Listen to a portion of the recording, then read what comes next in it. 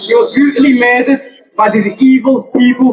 Me, my two brothers, and my cousin have come down. We want justice for the murderers. We want full power and support from the High Commissioner of Sulit. And if not, we will get the British High Commissioner to get justice my father. প্রত্যেক দিন প্রতিবাদ আহ্বান যাচ্ছে। আমার মনে হয় এখানের মাঝে একটা মানববন্ধন করছে, সুন্দরভাবে হয়েছে। এলাকার সবে আমরা সাপোর্ট দিছো, ইনশাল্লাহ আগামীতেও দিবা।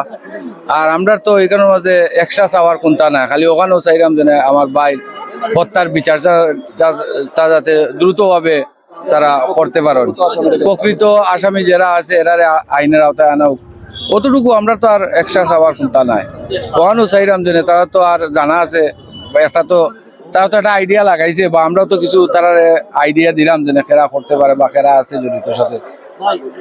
তো তদন্তের স্বার্থে অনেক জিনিস তারাও বার করতে চান না, আমরা কইছে আমরা জ করতাম। তো আমরা ওখানেও তারা গেছে আকুল আবেদন জানাইলাম দ্রুত সম্ভব, যত দ্রুত সম্ভব যারা প্রকৃত খুনি আছে তারা সবার সামনে নিয়ে আসা হোক। আমাদের জানাবো তো আমাদের পারিবারিকভাবে কোনো ঝামেলা কেউ সাথে নাই, বা উনিও এই যে আছে কিছু কিছু মানুষ মনে করেন একটু উগ্র মেজাজি বা এরকম কিছুই না, উনি সরস মানুষ ছিলেন।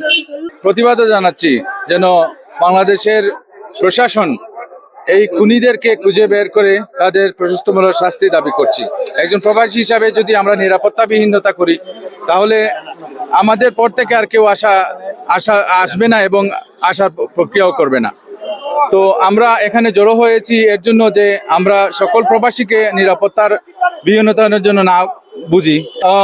বর্তমান সরকার এখনো তো শপথ হয়নি, ইনশাআল্লাহ যদি হয়ে যাবে, আর হওয়ার সাথে সাথে আমরা আবারও এই দাবিটা উত্থাপন করব যাতে যেন এরকম পরিস্থিতির সম্মুখীন কেউ না হতে পারে, এবং যারা নতুনভাবে প্রশাসনে আসবে তারাও যেন এটার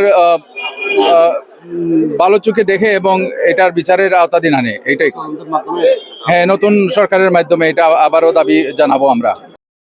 আপনারা পুলিশ, আপনারা আইন শৃঙ্খলা আইনে আপনারা সবই প্রকৃত আসামিদেরকে এখনো ধরতে পারেন না, এবং সন্দেহভাজন তাদেরকে এই কার পরিবার যাদেরকে নাম দিয়েছিল তাদেরকে পর্যন্ত এখনো ধরতে পারেন নাই।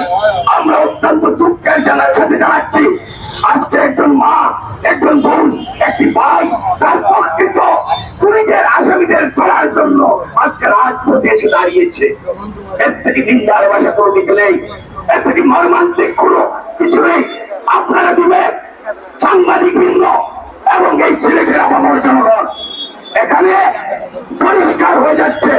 আজকে দেখেন এখানে সব এই এলাকার সদস্য আমরা বিদায়, আমরা পরিষ্কার ভাষায় বলছি আবারই রবির প্রকৃত হত্যাকারী যদি আড়াল করা হয় তাহলে আন্তর্জাতিক বিমানবন্দর রোজ আমরা সেখানে প্রতিবাদে নামবো।